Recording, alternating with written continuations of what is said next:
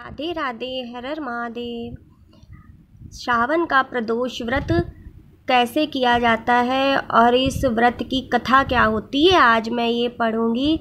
सावन के महीने में जो प्रदोष व्रत होता है वो बहुत ही महात्म होता है, उसका बहुत कल्याणकारी होता है। शिव महापुराण में भी प्रदोष व्रत का वर्णन किया गया है कि इसको करने से आप सारी मनोवांछित इच्छाओं की प्राप्ति होती है। अब मैं आपको बताती हूँ कि सोम प्रदोष व्रत कैसे करना। आपकी सावन के सोमवार में जो पहला व्रत पड़ रहा है वो सोमवार के दिन पड़ रहा है, सोम प्रदोष व्रत। तो आज मैं सोम प्रदोष व्रत की कथा पढ़ के आपको सुनाऊंगी। देखिए, सबसे पहले हमें क्या करना है। व्रती को प्रातःकाल नित्य क्रिया को संपन्न करके निवृत्त होकर आसन प्राणायाम करे तथा सूर्य को अर्घ दे तथा ये संकल्प करें कि आज से मैं अपनी मनोवांछित इच्छा की पूर्ति के लिए, जो फल की प्राप्ति के लिए सोम प्रदोष को नियमित रूप से शंकर जी एवं गौरा मैया के सामने संकल्प करती हूँ या करता हूँ बोल के संकल्प लें और संकल्प करने बाद गणेश आदि देवताओं का पूजन करें। फिर शिव पार्वती का विधि विधान से पूजा करें तथा ओम उमा सहिताय शिवाय नमः इस मंत्र का 108 बार उच्चारण करें। ऐसा करने से, इस व्रत को करने से भगवान शंकर की कृपा से समस्त कार्य सिद्ध होते, रोगी का रोग दूर होता, निसंतान को संतान मिलती, दुख दरिद्र घर से दूर होते हैं। हर हर महादेव। अब मैं कथा करती हूँ निसंतान बनिए की कथा। प्राचीन काल में धन धान से युक्त एक वैश्य था, किंतु उसके एक भी संतान न थी। इससे वह सदैव दुखी रहता था। वह वैश्य प्रत्येक सोमवार को शिव जी का पूजन एवं व्रत करता था। भगवान का भोग लगाकर वह पत्नी सहित प्रसाद को ग्रहण करता था। उसकी भक्ति को देखकर पार्वती मैया ने शिव जी से कहा, भगवान आप इसको संतान क्यों नहीं दे देते हैं। तब भगवान शिव बोले, पार्वती ये इसके पूर्व जन्म का फल है, इसके भाग में पुत्र सुख नहीं है। मैं इसे पुत्र प्राप्ति वरदान तो दे रहा हूँ, किंतु वह 12 वर्ष तक ही जीवित रहेगा। कुछ समय बाद भगवान की कृपा से वैश्य को एक सुंदर पुत्र की प्राप्ति हुई जो कि अल्पायु था। घर में वैश्य के आनंद मनाया गया, किंतु वैश्य की किसी भी प्रकार की कोई चिंता दूर नहीं हुई। उसे ज्ञात था कि उसका पुत्र 11 वर्ष में मृत्यु को प्राप्त हो जाएगा। वैश्य की पत्नी ने देखा कि उसका पुत्र विवाह योग्य हो गया, तो उसने वैश्य से कहा कि आप इसके लिए कोई सुयोग्य कन्या क्यों नहीं ढूंढते। तब वैश्य ने अपनी पत्नी से बोला कि मैं अभी इसको विद्या ग्रहण करने के लिए काशी भेज रहा हूँ, उसके बाद देखूंगा। इस तरीके से उसने अपनी पत्नी को समझा बुझाकर मना लिया और काशी के लिए अपने लड़के के मामा को बुलाकर दोनों को रवाना कर दिया और बोला, रास्ते में यज्ञ हवन दान पुण्य करते हुए काशी जाना।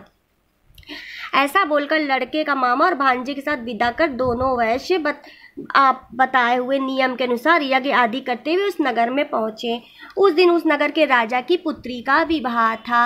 राजा की पुत्री बहुत ही सुंदर, गुणवती और सौभाग्यशाली थी, गुणवंती थी, रूपवती थी, किंतु जिस बालक के साथ उसका विवाह हो रहा था वह काना था। राजा इस बात से बहुत चिंतित था कि काना लड़का है और मेरी लड़की इससे कैसे विवाह करेगी। उसकी नज़र उस वैश्य के पुत्र पर पड़ी तो उसने उसके मामा से बोला कि तुम अपने पुत्र को सिर्फ फेरे तक के लिए मुझको दे दो, जब मैं तुमको विदा करूंगा तो बहुत सा धन धान्य दूंगा और फिर मैं तुम्हें जाने दूंगा। मामा यह बात उसकी मान गया और वैश्य पुत्र को वहां पर बैठा दिया और राजकुमारी के साथ 7 फेरे लेने के लिए उसको वहां बैठा दिया गया।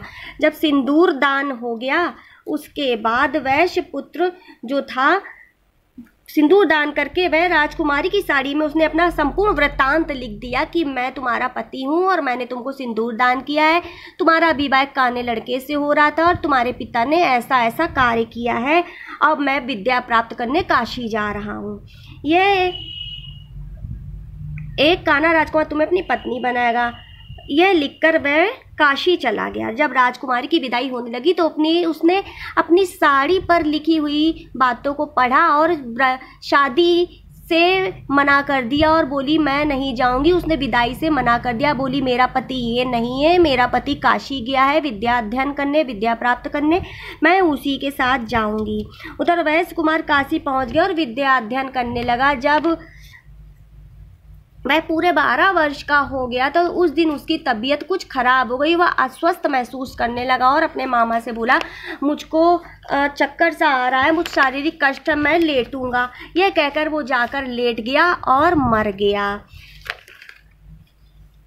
जब उसके मामा ने आकर देखा तो भांजे को मरा हुआ पाया, परंतु यज्ञ हो रहा था तो वह यज्ञ भंग ना हो इस डर से वह चुपचाप वहां से पूर्णाहुति होने का इंतजार करने लगा।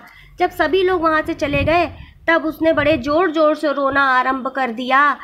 शिव पार्वती भाग्यवश उधर से ही निकल रहे थे। तब पार्वती मैया बोली प्रभु ये किसका क्रदन हो रहा है, कौन इतनी करुण आवाज में रो रहा है। तब भगवान शिव पार्वती ने देखा, पार्वती मैया बोली प्रभु ये तो वही है जिसको आपने जो है वर दिया था पुत्र का। बोले हाँ, तो बोले ठीक है। पार्वती ने कहा यह तो वही बालक है। भगवान बोले इसे अब आप, माँ पार्वती बोली इसे अब आप जीवन दान दे दो ताकि इसके परिवार वालों को दुख ना हो और सुख की प्राप्ति। शिव जी ने कहा इस बालक की आयु पूर्ण हो चुकी, किंतु अब कहने से मैं इसे जीवित कर देता हूँ, ये दीर्घायु होगा। ऐसा कहकर उन्होंने उस मृत बालक को जीवन दान दे दिया और स्वयं अपने लोक को चले गए। कुछ दिन के बाद वो बालक समस्त विद्वाओं से अपने नगर को चल दिया। मार्ग में उसी नगर में वह रुका जहाँ पर उसका विवाह हुआ था। उसके बाद वह वहाँ पर यज्ञ करने लगा, ब्राह्मणों को दान देने लगा।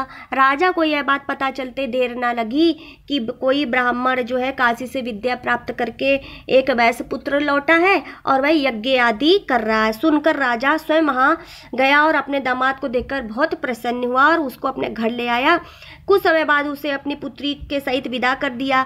वैश्य कुमार अपने मामा व पत्नी के साथ अपने नगर गया और अपने माता पिता के साथ सुखपूर्वक रहने लगा। उसके माता पिता ने भी नियम पूर्वक सोम प्रदोष का व्रत करके अपने अल्पायु पुत्र को दीर्घायु बना दिया।